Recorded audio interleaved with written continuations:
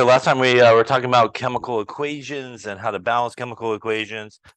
Remember that when we balance chemical equations, pretty straightforward. We want to use coefficients only when we do that.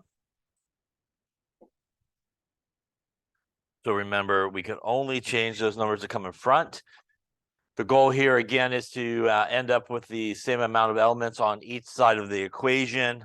And there's really, again, two things when it's done that you need to make sure of. All these coefficients need to be, again, the whole numbers.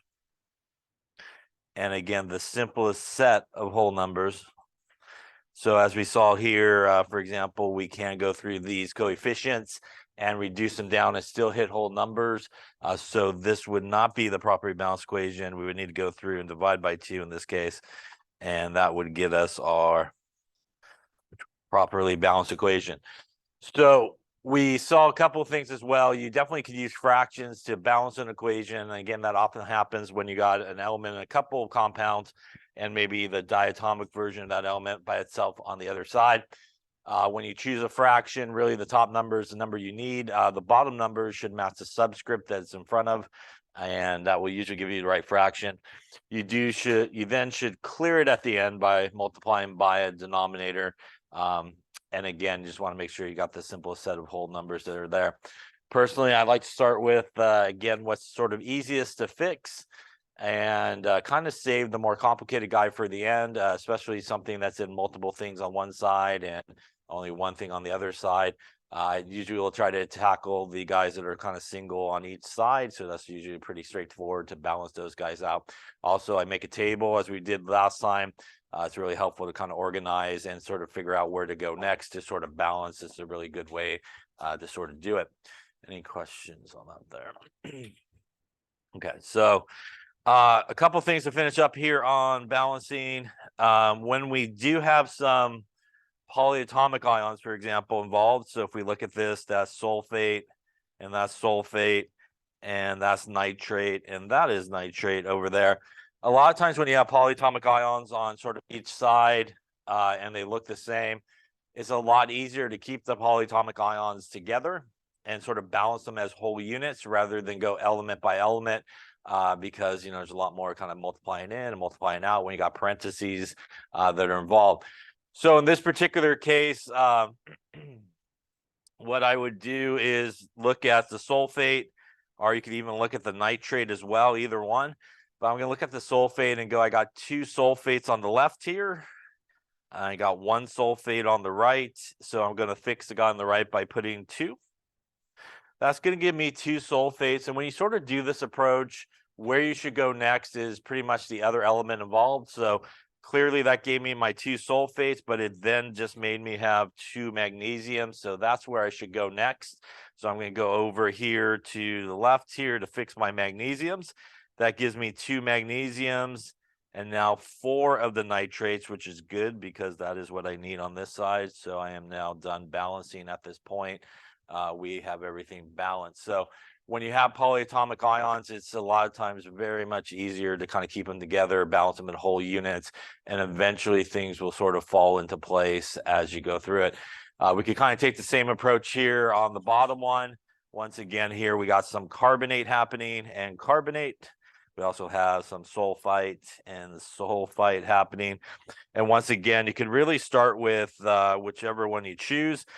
So for example, here, if I started with carbonate, again, I got 3 on the left and 1 on the right. So to fix the guy on the right, I'm going to put a 3 there. And that's going to give me 3 carbonates. And again, where I should go next is now the sodium, which is attached to it. And that gives me now 6 sodiums, which means I need to go to the left-hand side here to get me 6 sodiums. That also gives me 3 of the sulfites. And once again, everything else is pretty much done at that point. So it's a much quicker way to sort of balance equations when you have polyatomic ions on both sides. They obviously got to be the same on both sides in order for this method. But that's a much better method than probably going element by element. Again, probably less room for error as well, because you're not doing a lot of multiplying in through those parentheses and all that kind of stuff. Any questions on either of those there? All right, so why don't you try a few here just to finish it out. So why don't you balance these equations and see what you come up with. Look, see how we're doing. So again, here on the first one, I do have some polyatomic ions on at least each side. So that's where I'm going to start. So I got 3 sulfates on the left and 1 on the right. So I'm going to put a 3 over here. Once again, that's going to then direct me to calcium that has 3. So I'm going to put a 3 in front of calcium, which then directs me now to chlorine that has 6. And then get 6 over here for chlorine, going to put a 2. That then also takes me to iron that needs a 2. And that all worked out at that point. And we're balanced. Any questions on that one there? Coming here to the next one, same deal. We got a couple of polyatomic ions on both sides. And in this case, I'll start with the nitrate. And that gives me 2 nitrates. It also gives me 2 coppers. But now when I come over to copper, that's not going to work, right? So even if you happen to pick the wrong sort of polyatomic ion to start with and you run into this error, you can fix it pretty quickly by just going, I got a 2 on the right and a 3 on the left. So a common number there is going to be 6. So you could then readjust your pick and maybe make this a...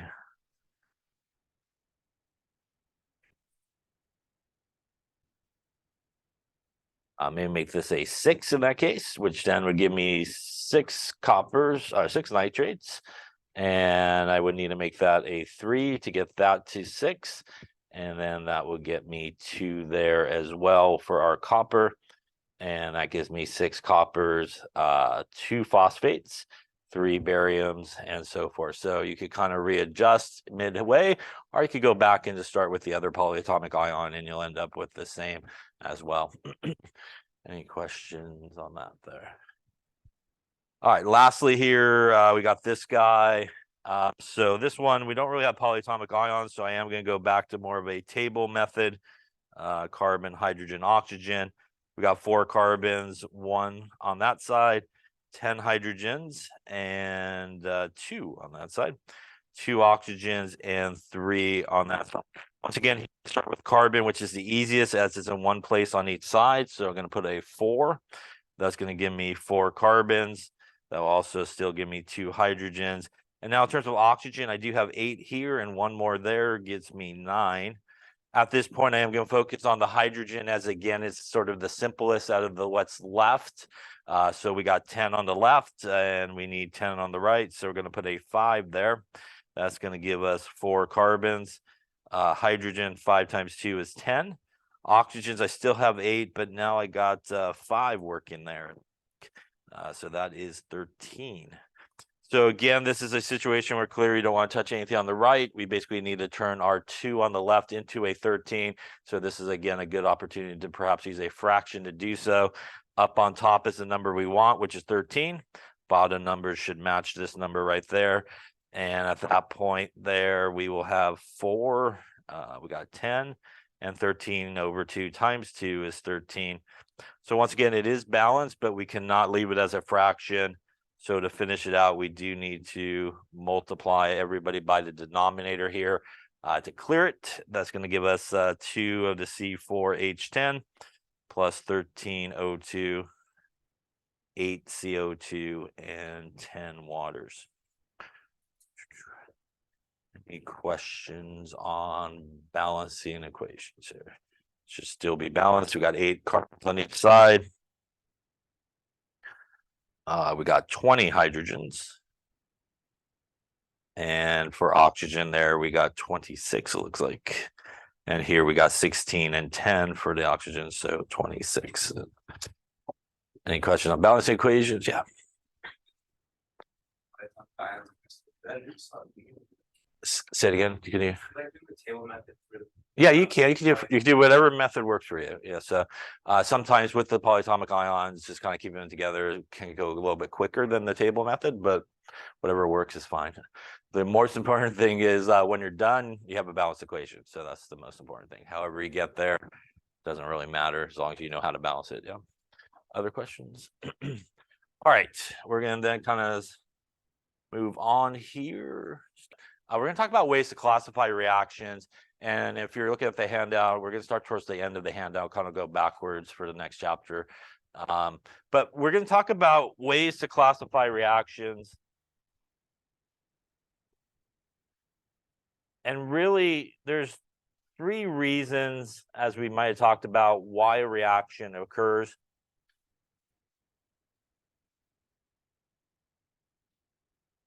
And again, that is the formation of a solid or a precipitate. That is the formation of water. And lastly is an electron transfer happening. So pretty much all reactions boil down to one of these three things basically occurring. So you can pretty much figure out one of these things that are basically occurring in these type of reactions. So when we think about reactions, there are multiple ways that you could classify the same reaction depending on what you're looking at and what you're kind of looking for. So when we look at reactions, there's sort of a big category of reactions, sort of a big umbrella, for which other more specific classifications basically occur. So you have this kind of big umbrella of, this is the big class of type of reactions that are occurring. And then more specifically, you could classify that reaction in some other ways. The two really big umbrellas of reactions are double displacement reactions.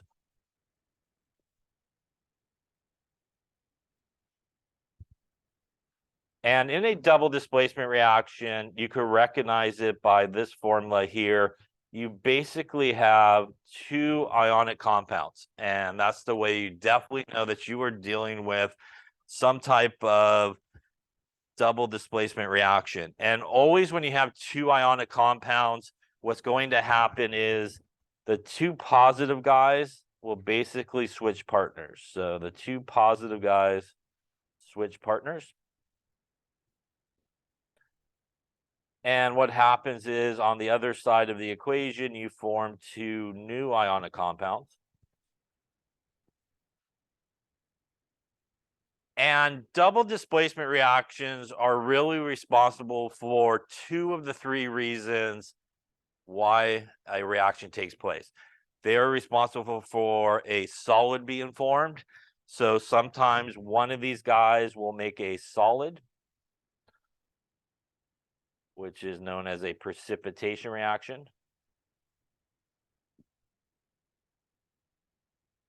And the other thing that could happen is one of these guys, in addition to making a solid, one of these guys could make water.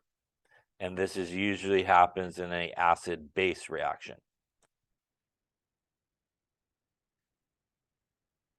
So double displacement reactions, which always have two ionic compounds, well, the two positive guys will switch partners, will result usually in one of those two things happening. Usually a solid will form or water would be made. So double displacement is the big classification of a type of reaction.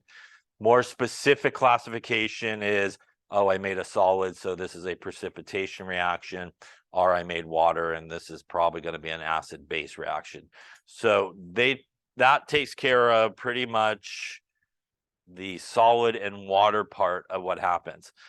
The other big classification of reactions are what are known as redox reactions. And redox reactions, again, are really the big umbrella of reactions.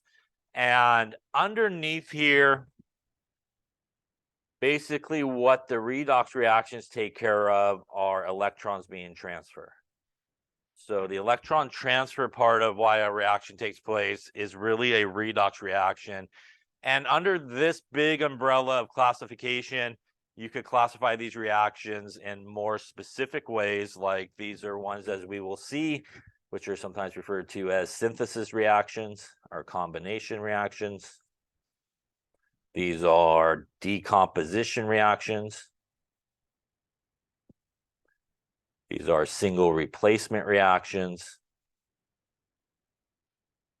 And these are combustion reactions. So between basically these two big umbrellas of reactions, the double displacement takes care of both the solid being formed and water, and anything else that involves electrons being transferred is basically a redox reaction. So once again, you can classify, as we will see, the same reaction in like 3 different ways sometimes, depending on sort of what aspect you're looking at. But ultimately, one of these 3 things are sort of happening: solid, water, or some type of electrons are being transferred. Any question on any of that there? Yeah.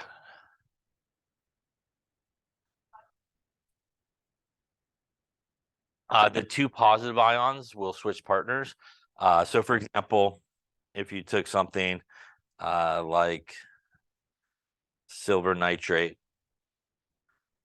plus some sodium chloride. So this is 2 ionic compounds, and basically they're made up of, the silver nitrate is made up of the silver ion and the nitrate ion.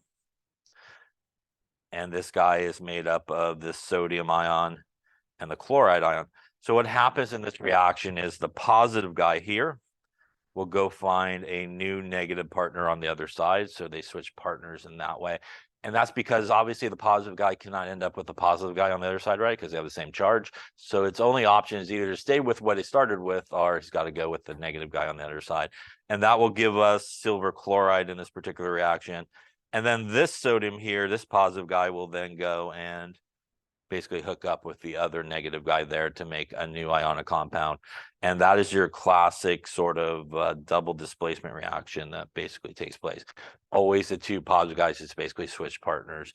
And just like I did right there, when you are asked to, for example, write what's on that side of the arrow, you shouldn't worry about the balancing, but you do want to put together the formulas correctly, like we did with nomenclature. Just balance out the charges, get the right formulas, and then go back and balance the equation if you needed to. And in this particular case, this is a double displacement reaction. This guy right here will actually make a solid, and this could also be classified as a precipitation reaction, a more specific classification. Other questions? Yeah. So, like I said, we're going to kind of start towards the end of the handout there. So we're going to focus first on redox reactions here and ways to classify those and sort of what's happening. And then we'll kind of flip back, I think, maybe, and we'll get back to the other part a little bit later. So picking up here with really the big classification of redox reactions.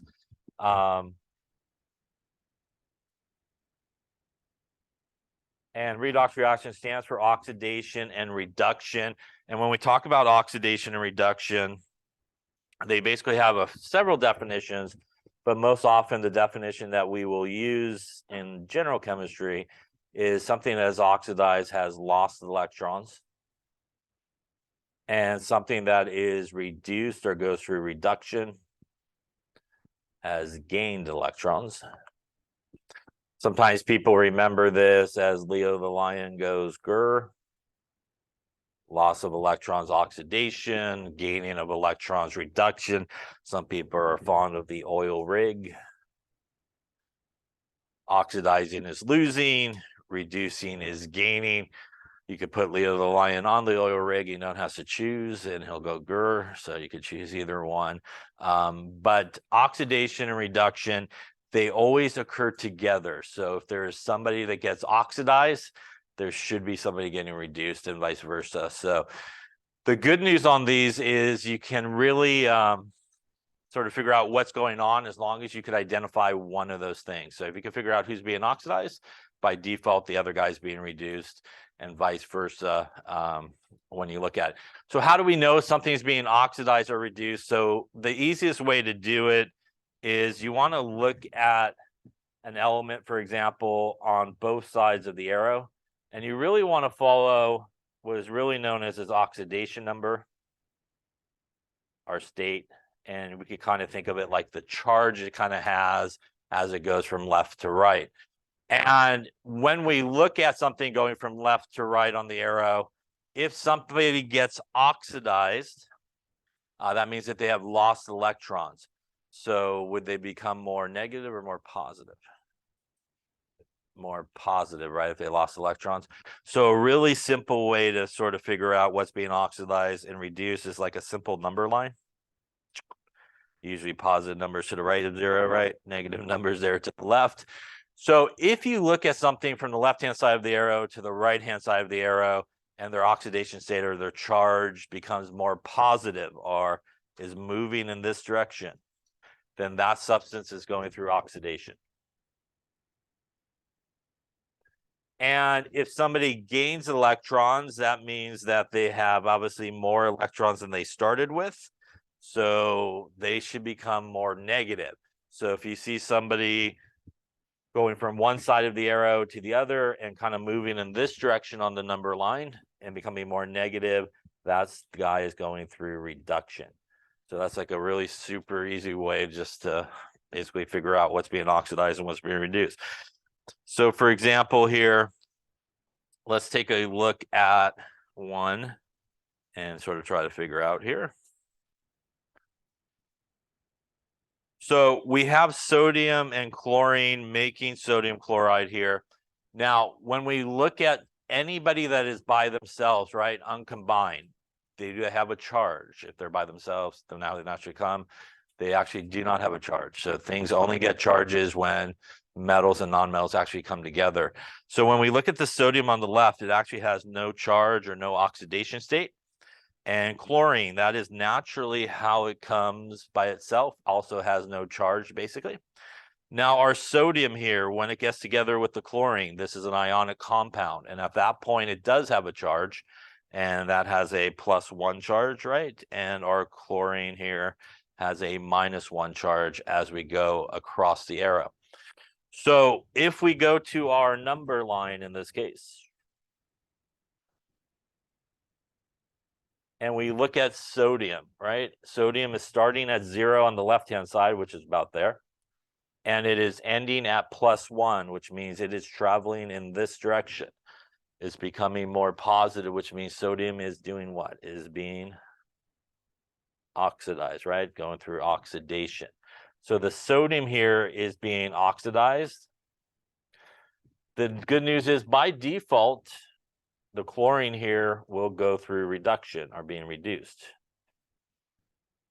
And we could even do the same thing for the chlorine, right? If I start at the chlorine, on the left-hand side, it's at 0. And on the right-hand side, it's at -1, which means it is traveling in that direction. It's becoming more negative, which means it is going through reduction. So you could just simply follow the charge from left to right, and you can figure out what is being oxidized and what is being reduced. So basically what is happening in this case is our sodium is sending electrons over there, right? So that is the electron transfer that is occurring here, and that's the reason why this reaction is taking place. All right. That totally missed that electron, but we got that way, the electron. So this is a redox reaction. What is ultimately happening here is we are having that transfer of electrons that is happening, and that is what we would expect in this case. Any questions on that there? By the way, it doesn't always have to be metal and non-metal. What happens if I had, say, something like this? Iron 3 on one side, iron 2 on the other side. What is happening to my iron? Is it being oxidized or is it being reduced? Yeah. So again, if we go to our number line here, in this case, the iron on the left is starting at +3 and ending at +2, which is moving in this direction, right? So it's becoming more negative. So it actually is being reduced in this case, right? As it is becoming more negative. So it works with, you know, positive charge to positive charge. Again, just whichever way you're kind of moving on that number line, either more positive or negative, you could determine what is being oxidized, what is being reduced. Yeah. You can. So usually there's I would say usually there's just 2 ultimately that's really changing, but there can be other elements involved. So for example, you know, if you had like a polyatomic ion or something on each side, you know, like say sulfate, sulfite, SO3 and SO4, 2-. It's really the sulfur in that case that's changing its oxidation state, and it's changing. The oxygen is still there, but it's kind of maintaining what it is on both sides. So to answer your question, there can be multiple elements involved, but usually there's kind of like usually just two elements where there's that sort of electron being transferred, but it could be part of something. So, you know, for example, if we looked at that example there where we have sulfate like this, and it goes to sulfite like this. A little bit outside of our class though, but if we look at the sulfate, the kind of oxidation state of oxygen here is actually -2. And when we have sulfur in this case, it's actually a +6 is actually a sort of oxidation state or charge. When we look at sulfite, which is SO3 2-, the oxygen here is still -2. But the sulfur in this case is now +4. And that means that ultimately it's really just the sulfur that's changing as we go from left to right. And we can even figure it out here, right? So the sulfur started at +6, which would be like over here, and ended at +4, right? Which means it is heading in that direction. It's actually going through reduction in this case. And so that's what I mean by there can be multiple elements involved, but ultimately there's usually one element that's being oxidized and there's one element that's being reduced as you go from left to right. Other questions on that? Yeah. Yeah, so any element that you have on the periodic table that is by itself uncombined, it does not have charges. So pretty much things only get charges when they sort of hook up with other things. So when the metal and the non-metal get together, that's when you get really those transfer of electrons in an ionic compound, and they get a positive, negative charge when they come together. When two non-metals come together and they start sharing electrons, that's where things get some different sort of oxidation states, which is why when we look at sulfur here in this example that I just did, we normally think of sulfur in an ionic compound as having a charge of -2, right? Because it's group 6. And that's because those electrons are being completely transferred. In the case of these two examples here, the sulfate and the sulfite, the sulfur is not really fully transferring its electrons. They're sharing electrons. And what happens is when you draw something like sulfate in this situation, we know between sulfur and oxygen, which one's more electronegative? The oxygen is, right? It's further up, which means what happens is the electrons are all heading towards the oxygen, right? And what that does to the sulfur in the middle is it takes those electrons further and further away from it, and it becomes more and more positive. So that's why in this situation, because it's bound to 4 oxygens, it's going to suck those electrons out and it's going to make it actually have a more positive sort of charge or oxidation state. And that's different than what happens when sodium gets together with sulfide. Sodium is going to send over, you know, a couple of electrons, and it's going to just fully take those electrons by itself, and it's not sharing those electrons. So when we get to covalent bonding, we get what is referred to sometimes as the oxidation state or oxidation number, and that's sort of the charge the thing has because it's sharing electrons. And we get things that we normally think of as being negative, for example, those nonmetals, as having a more of a positive sort of charge. Although we won't get too much into that in here, but that's sort of the background on that. Any questions on that? Okay. So this is what we should expect to happen here, right? This is a oxidation reduction reaction. Once again, is that sodium sending the electrons over. And based on what we talked about periodic trends and things like that, that is what we should expect to happen, right? Metals have low ionization energy. They don't like to hang on to their electrons. So we should expect the electrons to transfer from the metal to the non-metal. So when you have a metal and non-metal coming together in a reaction, the metal should always be the one being oxidized because it should always be the one giving away its electrons, and the non-metal should really always be the one that's being reduced because it is the one that is basically accepting the electron. If we look at another example like you're going to do later today, perhaps, or we'll do later today, this is magnesium and oxygen, making magnesium oxide. Once again, these are the elements that are by themselves, uncombined, so they have no charge. When that magnesium and oxygen get together, that is when the magnesium now has a +2 charge and the oxygen has a -2 oxidation state. So again, if we go to our number line here, if we look at the magnesium, it starts at 0, ends at +2, which means it is going through oxidation, is becoming more positive. And if we look at the oxygen, is starting at 0 and ending at -2, which means it is becoming more negative and going through reduction here. And that's exactly what we would expect to happen in this case. Again, the magnesium being a metal, oxygen being a non-metal. So we should expect those electrons to be transferred from the magnesium to the oxygen. So again, this falls under the big classification of a redox reaction. We have electrons being transferred in this situation.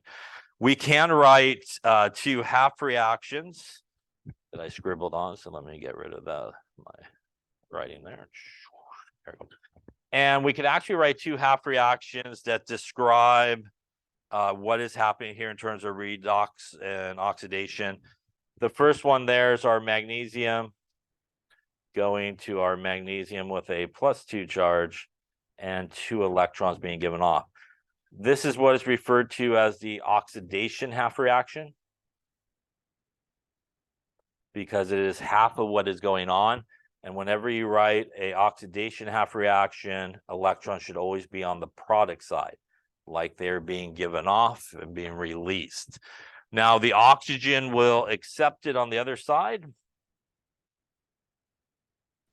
And in this case, we could have our oxygen plus our couple of electrons, making our oxygen with a -2 charge. And this is what is known as the reduction half reaction. And that will always have our electrons on the reactant side, like they're being gained.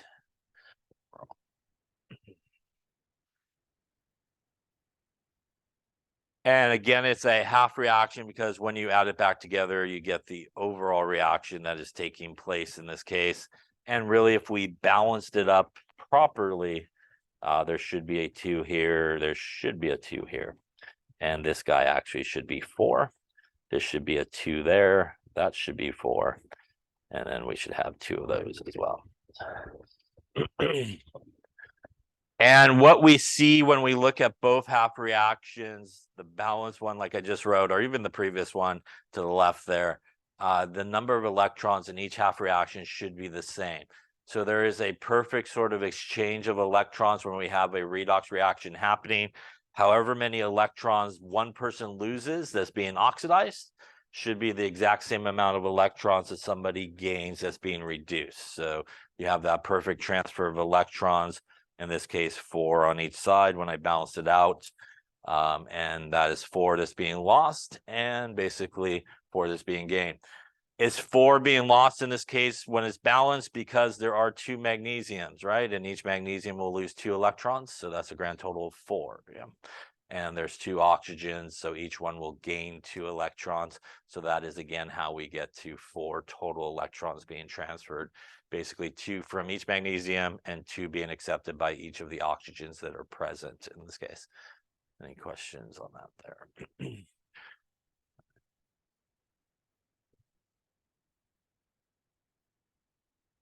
So here is that balanced equation. Again, as I mentioned, it's called a half reaction because you could add those equations back together and get the overall reaction. When we add equations together, anything that's on opposite sides of the arrow that are the same could either cancel out or be reduced. So there are 4 electrons on each side. And by the way, when you do this, you should always make sure the same electrons. And that leaves us, everybody on the left stays there. So there's 2 magnesiums, 1 O2. And on the right stays there. These are 2 ions that will come together to make our ionic compound of magnesium oxide in this particular case. So when you do half reactions or you see half reactions, the one thing you should always look at is to make sure that the electrons are the same in each. And if they're not, you should really multiply it by a number to get them to the same before you add them together. Electrons should always completely cancel out when you kind of put them back together.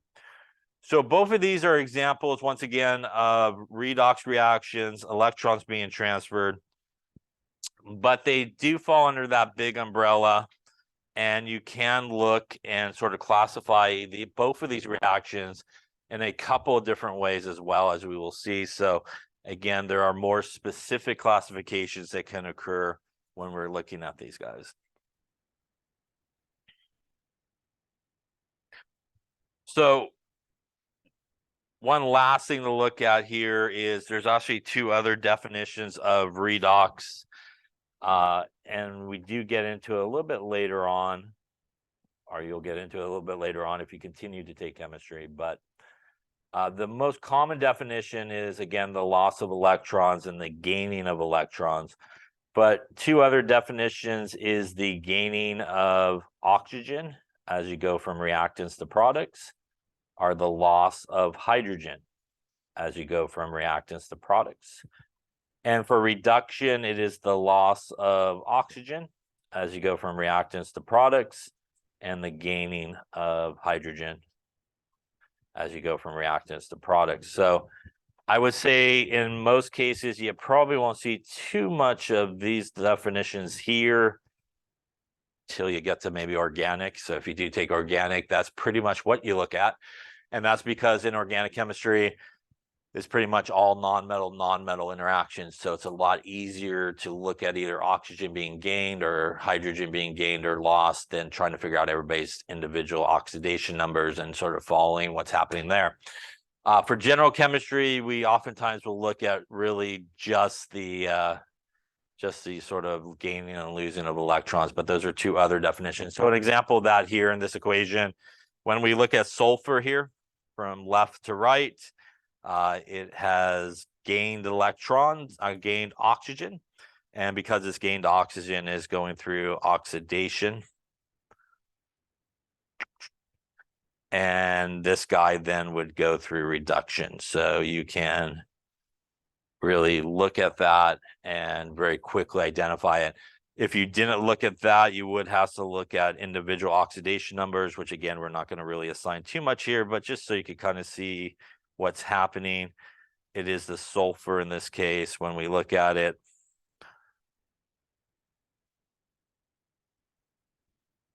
And the oxygen, as you can see in both of those sulfur compounds, basically stays the same in terms of its oxidation number, but it's the sulfur in this case that is actually going from +4 to +6. And you can see it's becoming more positive, so it's going through oxidation. So a much quicker way is just to see, oh, it gained some oxygen, so it's going through oxidation. Yeah. Final charge is +2. +1 -2. +2, we have to look at it. Say it again. Which one? SO2. Mhm. Its final charge be just like +2. Its final charge actually is 0, like it is there, SO2, so it has no charge. And the oxidation numbers actually balance out because there's actually 2 oxygens, right? Which kind of gives you a -4 overall, because each one's -2, and then that balances out the +4 that gives it an overall 0 charge altogether. Yeah. And again, we're not going to assign individual oxidation numbers and stuff, just kind of showing you the numbers so you could kind of see what's sort of happening and stuff like that. Other questions on that? Okay. All right, so let's talk about really classifying reactions now that we talked about one of the big categories of reactions that really cover a lot of different, more specific classifications. And once again, this redox that we've been talking about basically handles this part of why a reaction takes place. And as we'll get to with our double displacement, it's going to be basically the solid being formed and water being formed. All right. So a precipitation reaction is a double displacement reaction. So this is a double displacement. So this is not a redox reaction happening. This is a double displacement, and I can recognize that by this being a positive and negative guy. And that's how I know that this is a double displacement reaction. The positive potassium ends up with the nitrate on the other side. And the positive barium then goes and hooks up with the chromate on the other side. So that is what we were talking about, sort of our positive guys switching partners.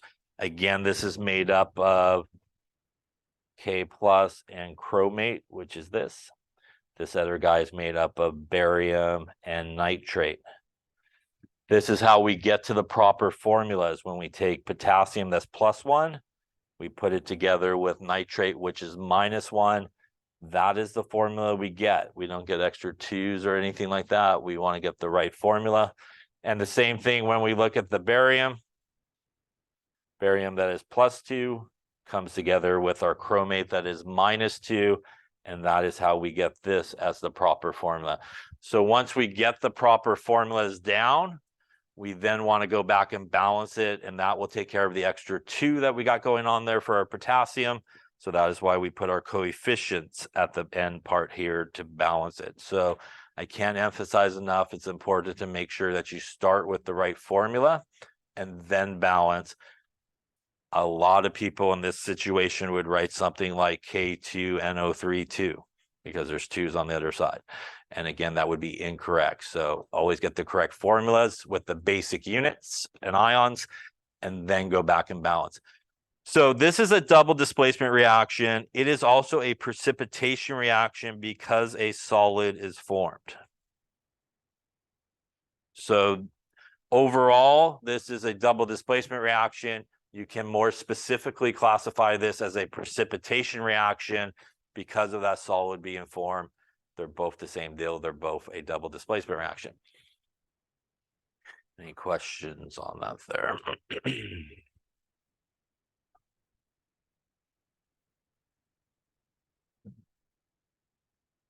So as we were talking about there, this is essentially a double exchange occurring. And again, the easiest way to recognize it is pretty much there is no other classification of reactions where you have 2 ionic compounds coming together. So as soon as you see those 2 ionic compounds in the reactant side of the arrow, you know it's going to be a double displacement reaction is going to occur. So no other classification of reaction will have that situation that occurs. Always going to be that double displacement, always going to be these positive guys just switching partners on the other side. Another double displacement reaction that happens is this one here. This is a double displacement reaction as well. And this is an acid-base reaction. So whenever you take an acid plus a base, you basically will form 2 things. You will form a salt and water. And a salt is an ionic compound.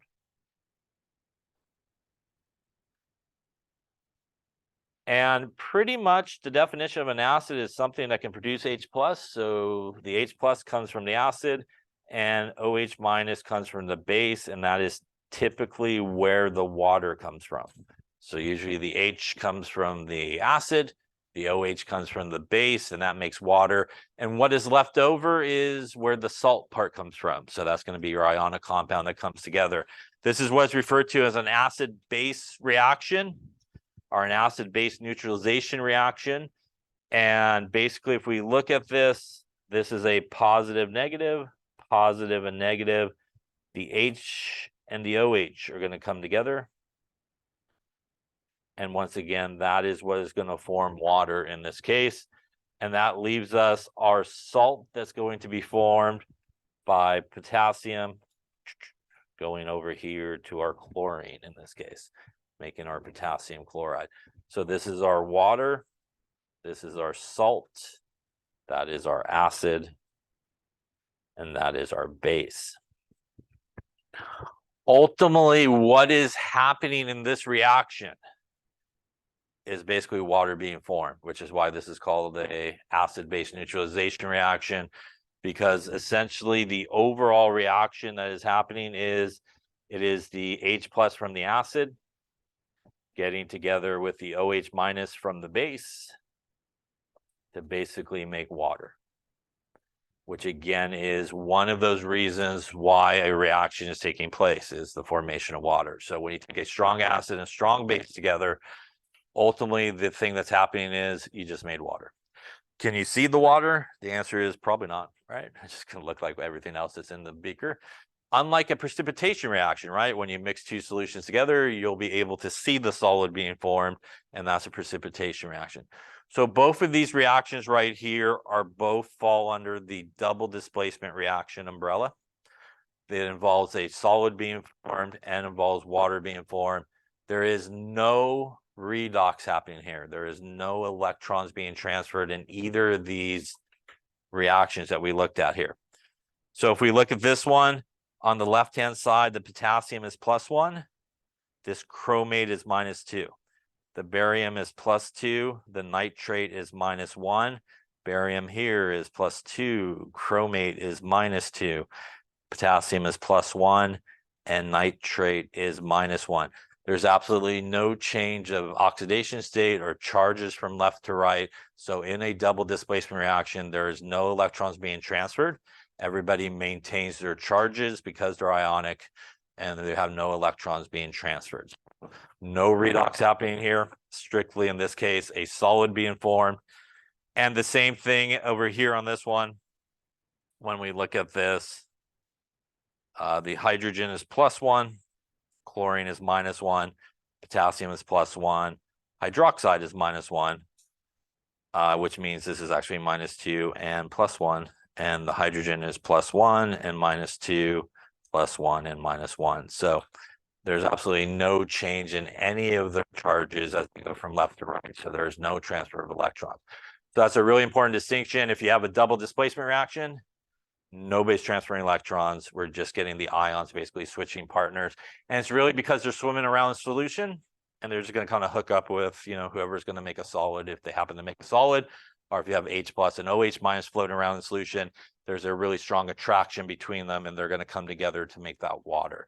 So that's pretty much where ions are when they have an ionic compound in solution.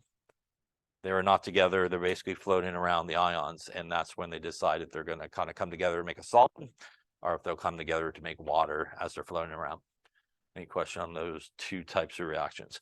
So once again, big classification, double displacement. More specific classification, precipitation reaction when a solid is formed. Acid-base reaction when you have an acid and base and basically water is being formed. Yeah. Acid is basically, an acid is something that can donate an H+. So it's usually the one that has the H+. Yeah. So as we talked about when naming, right, that's hydrochloric acid. So that's how that would definitely be it, but it should have the H. And for our purposes here, most of the bases that you'll come across will be strong bases. So those will be the guys that have hydroxide, OH- in it, like the sodium hydroxide or potassium hydroxide that we have here as well. Other questions? Okay. So let's take a look at some other more specific classifications of reactions. And we're now switching back to looking at the big umbrella of redox reactions here. And this is, again, our electrons being transferred. So if I take lithium plus some fluorine, make some lithium fluoride. Once again, if we look at it, that is 0. That is 0 over here, +1 and -1 in terms of their charges. So here, our lithium is starting at 0 and ending at +1. So it is becoming oxidized. Our fluorine is starting at 0 and ending at -1. And it is becoming reduced. So again, that is being oxidized. That is being reduced. That is electrons moving over in that direction. So here we have an electron transfer that is happening, and that classifies it as a redox reaction. We also see the same thing down here. This is our zinc, which has no charge. Hydrogen here is +1, -1. On the other side, hydrogen is 0 in its natural state. This is zinc that now has a +2 and a -1 charge. So if we look at what is happening here for the zinc is starting at 0, and on the right-hand side, ending at +2. That means the zinc is doing what? It's becoming more positive, so it is being oxidized. Yeah. We look at the hydrogen in this case. Hydrogen is actually starting at +1 and ending at 0, which means the hydrogen here is actually the one being reduced in this case. What about the chlorine? Is anything happening with the chlorine? Nothing is happening with the chlorine. Is -1 on the left and -1 on the right. It is what is referred to as a spectator ion. It's just floating around having a good time, not really doing much. So there's nothing really happening with the chlorine in this case. So really what is happening in this case is the zinc is going from no charge to giving away a couple of electrons in our oxidation reaction. And the hydrogen is going, thank you for your couple of electron donation. And now I will become hydrogen gas in this case. And that is our reduction half reaction. Again, oxidation, electrons on the right, reduction, electrons on the left. So this reaction here does qualify as a redox reaction as electrons are happening. But a lot of people will classify this reaction in a more specific way, which is what is referred to as a single replacement reaction. And a single replacement reaction are like those reactions we did in that experiment where we had all the halogens and the different layers, right? As one moved from one layer to the next in that experiment. When you have a single replacement reaction, it has a general formula of something that looks like this. And how you could recognize it is this will be something by itself, uncombined, like a metal. And this will be an ionic compound. So you got one ionic compound and you got a metal, or you could actually have a non-metal to start with. But if it is a metal, it will come in and kick out the positive guy. And when it does, that is when that guy will then gain a charge. And that guy that it kicks out will come out with no charge. And that's very similar to what we were talking about with our halogens. You could also do this the same way. You could have A plus BC. And this could be a non-metal. And if it's a non-metal, it will actually kick out the negative guy in this case. And you will form a new ionic compound. And that guy will come out with no charge. That is the exact reaction that we did when we did that halogen experiment in lab. And we have the different layers. In order for this reaction to take place, as we talked about, whatever is coming in needs to be more reactive than when it's replacing. So whatever is coming in has to be more reactive than when it's replacing. So A needs to be more reactive than what it is replacing. And if it is not more reactive, the reaction will not take place. So if you did this exact same reaction, but you did it with copper, for example, and you tried it with the hydrochloric acid, you would get no reaction, as copper is less reactive than hydrogen, so it will not be able to replace it. So this type of reaction here on the bottom, I think, is what is referred to as a single replacement reaction. That is a more specific classification, but it does fall under the big umbrella of a redox reaction. What is happening here is electrons are being question on that there. Now, let's take a look at another classification. Another classification of a reaction is a combustion reaction. And there's sort of two types of combustion reactions that we kind of could come up. This is really the organic combustion reaction. This is what happens when you light your Bunsen burner. You got the gas coming up, a little spark of the oxygen that's in the air, and you get fire, right? And that is the top one there, the methane. So a organic combustion reaction, you will have an organic compound that is carbon, hydrogen, sometimes oxygen, some type of organic guy. And you will have O2, and it will always make CO2 and water. So that is almost a no-brainer. If you see a organic guy and you see O2, it will always produce CO2 and water. And that's what we see on the bottom here. We have carbons and hydrogens, which is organic. I see O2, I see CO2 and water as basically what is being formed. So probably 9 times out of 10, if you're talking to somebody like you often do about reactions and you come up with that topic of, hey, let's talk about a combustion reaction, which probably never happens. But 9 times out of 10, most people are probably going to be talking about the organic combustion reaction here, where you have an organic guy plus some oxygen, making CO2 and water. Now, the general definition of a combustion reaction is much, much more simple than this. Pretty much in order for it to be a combustion reaction, that is the requirement right there. You just need O2 involved. So you got O2 on the left-hand side. Technically, it's a combustion reaction.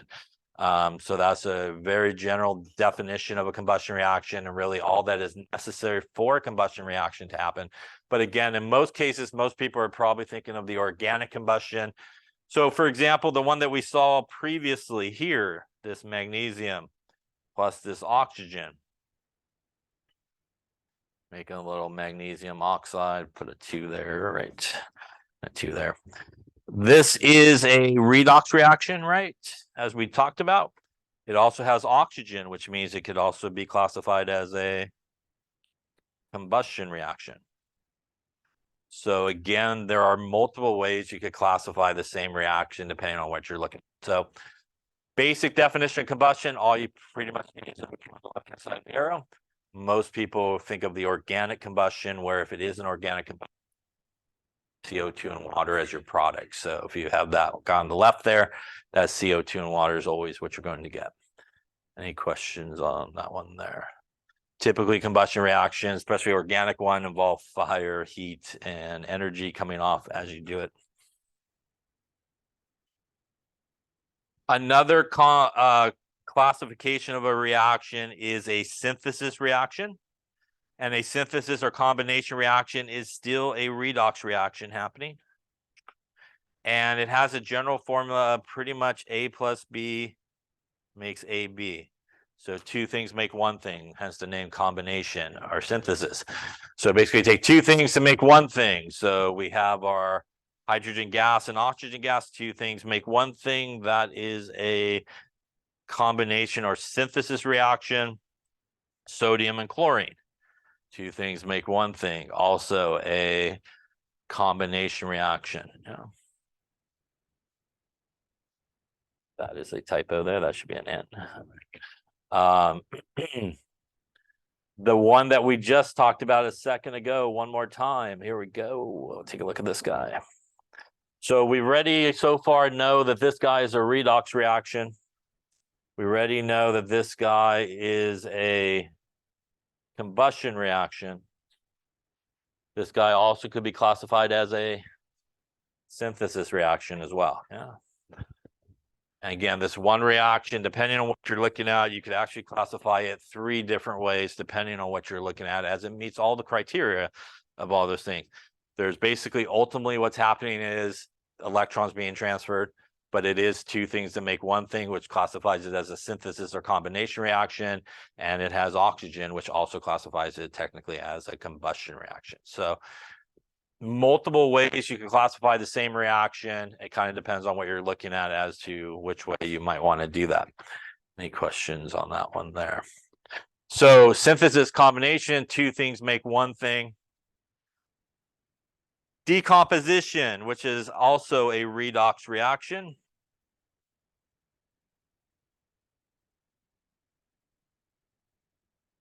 It's basically the opposite of combination or synthesis. You take one thing and you basically break it apart. So you take one thing and you break this guy apart. So for example, here, water. We have one thing breaking apart into hydrogen gas and oxygen gas. This is also a redox reaction if we look at it.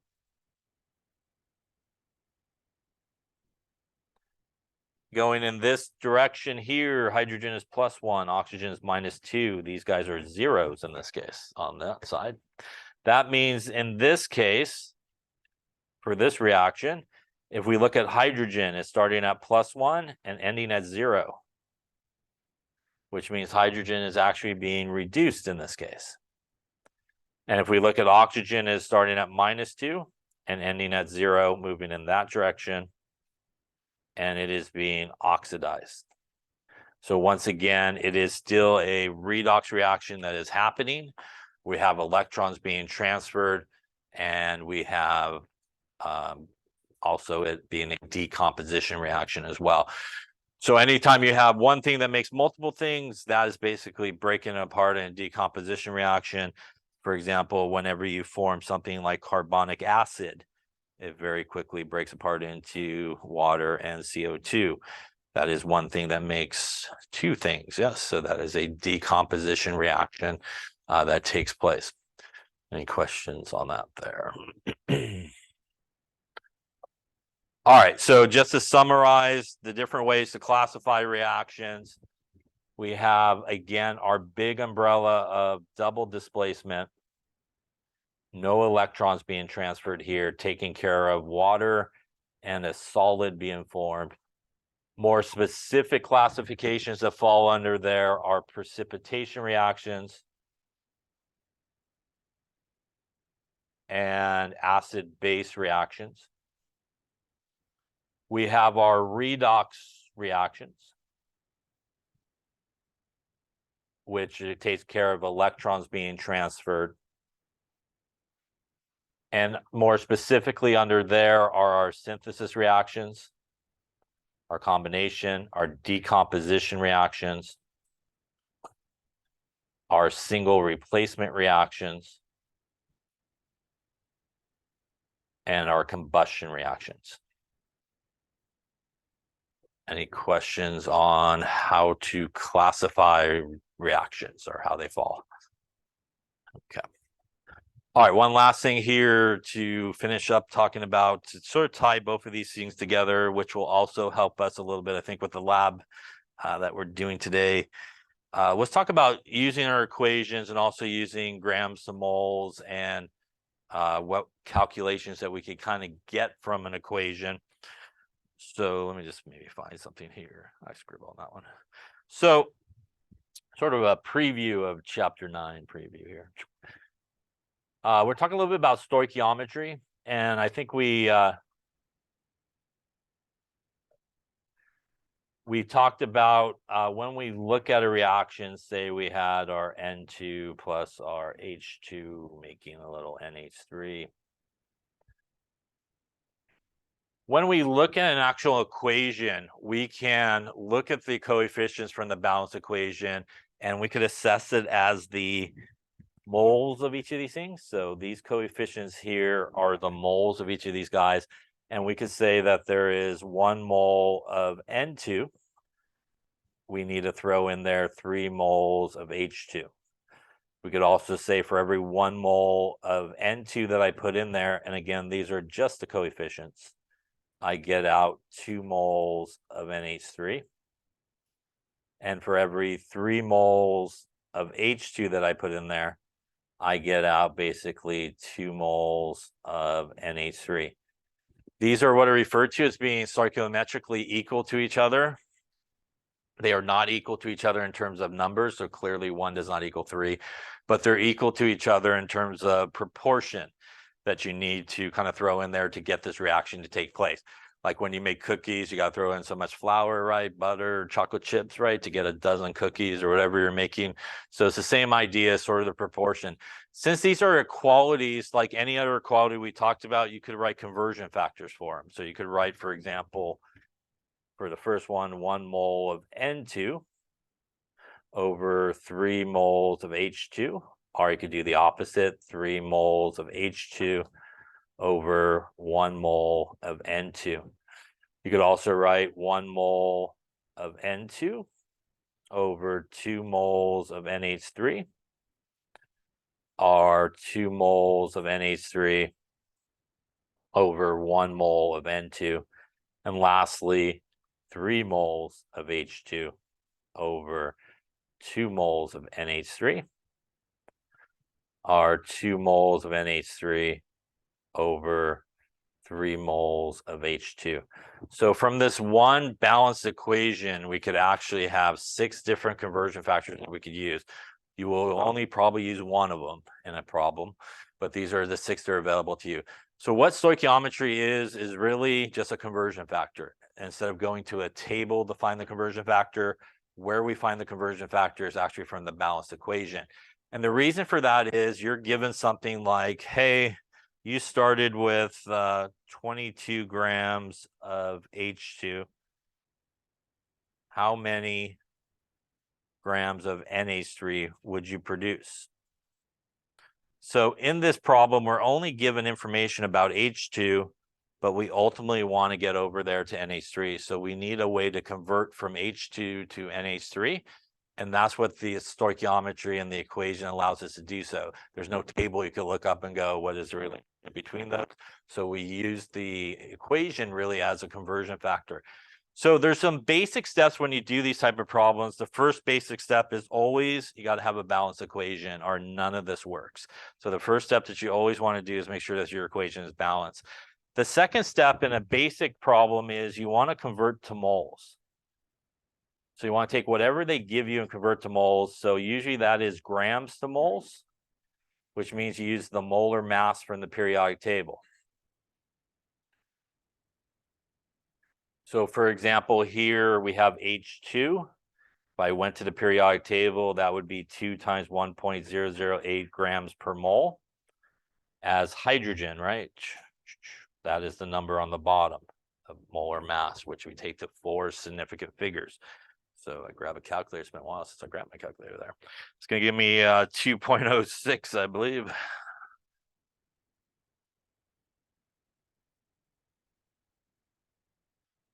So the molar mass of hydrogen is 2.016 grams per mole. So the first thing you would do in this problem is you would go 22.0 grams of H2. We will use the molar mass as a conversion factor, so opposites cancel. So we'll take the grams on the bottom, the moles up on top. And if we got an answer at this point, which you don't need to do, but we'll get an answer really quick here.